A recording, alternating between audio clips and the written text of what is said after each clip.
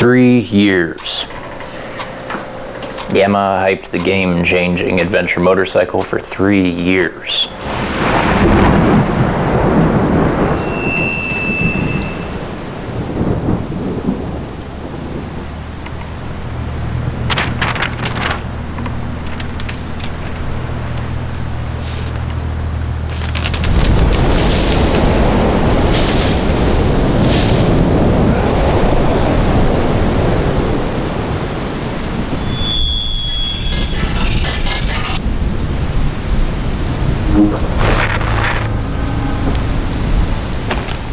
Impossibly, it looks just as dangerous as the concept. But 204 kilos is not the class-shattering 150 we hoped for. In fact, it's barely lighter than the new Tiger 900. 240mm clearance, actually less than a Honda Africa Twin. And the price is $12,399, though if you want to ride dirt, and you do, add cash for crash bars.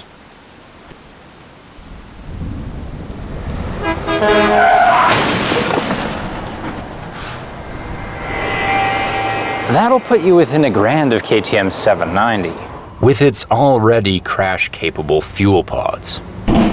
See, Yamaha's marketing team admitted their error. When you send the hype hair on a 3-year run, it inevitably gets overtaken by the tortoise of skepticism. Maybe a bigger adventure bike will do. Maybe I can find a redeeming style feature in this designer's diarrhea. Because if there's a clean end to grab, I could pick up that turd a year earlier. Is the T7 really so special?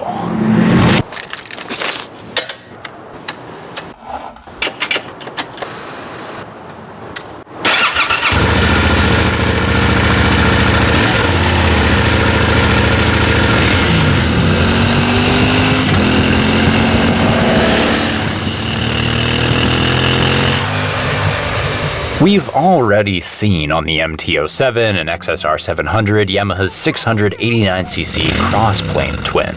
That 270-degree crank mimics the bark and bite of a V-twin with the toy poodle size of a parallel.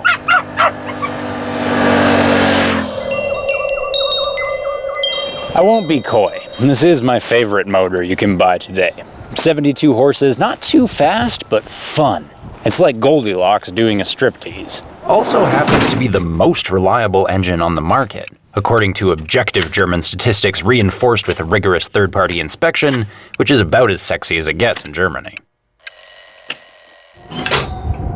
So sure, the motor is worth the wait. Makes any pavement job a joy.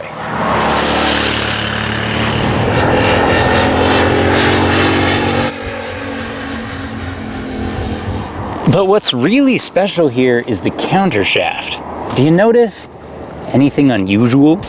How high this is?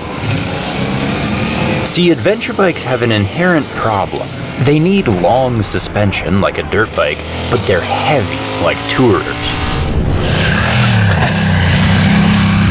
So as you throttle, weight sinks onto your rear wheel, and front steering vanishes. That compression is called squat, but Yamaha can do something about it. Remember how their abnormally high countershaft sharpens this swing arm angle, and that lets the driving force work more efficiently around this axis to extend the spring. Anti-squat. The rear tire physically pushes the front into the dirt, so even when I'm laying down street bike power, it turns like a dirt bike.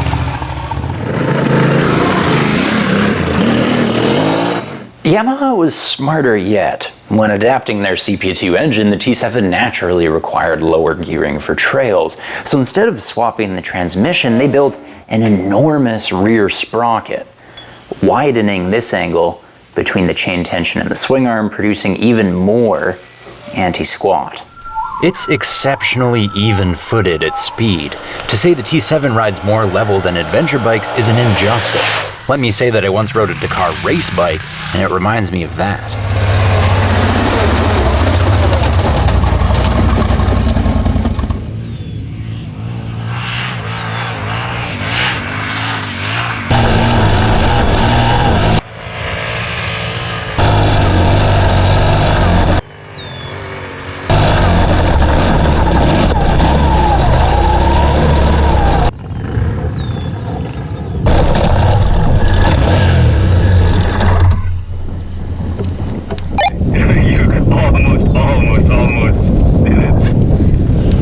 I'll try things on the T7 I otherwise wouldn't dare, save perhaps a KTM 790.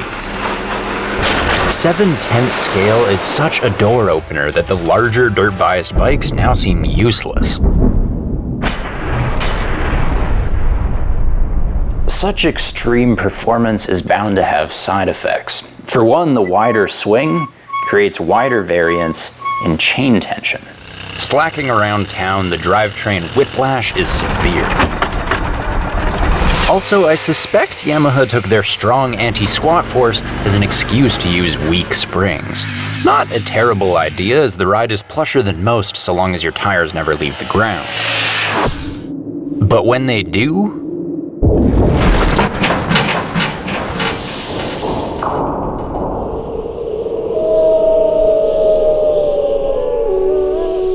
anti-squat gave Yamaha one more opportunity. Because the T7 uses its own power to plant the front, we can get away with a static weight distribution that favors the rear. Unbelievably beneficial in slow terrain. Where squat forces are negligible, you want to weight the drive wheel and float the front. It makes technical riding effortless.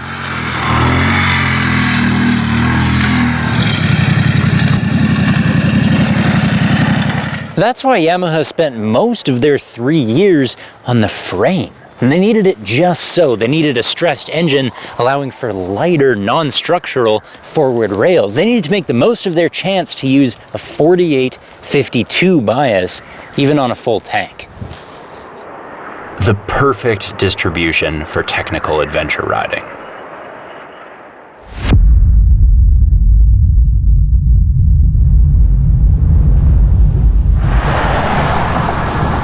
And something I once had to buy a rear-tanked motorcycle to achieve. And I've been fortunate to ride nearly every adventure bike from the last decade. A few were better than my own, but none special enough to justify switching. Now though, well, if you want to buy a used GS, let me know.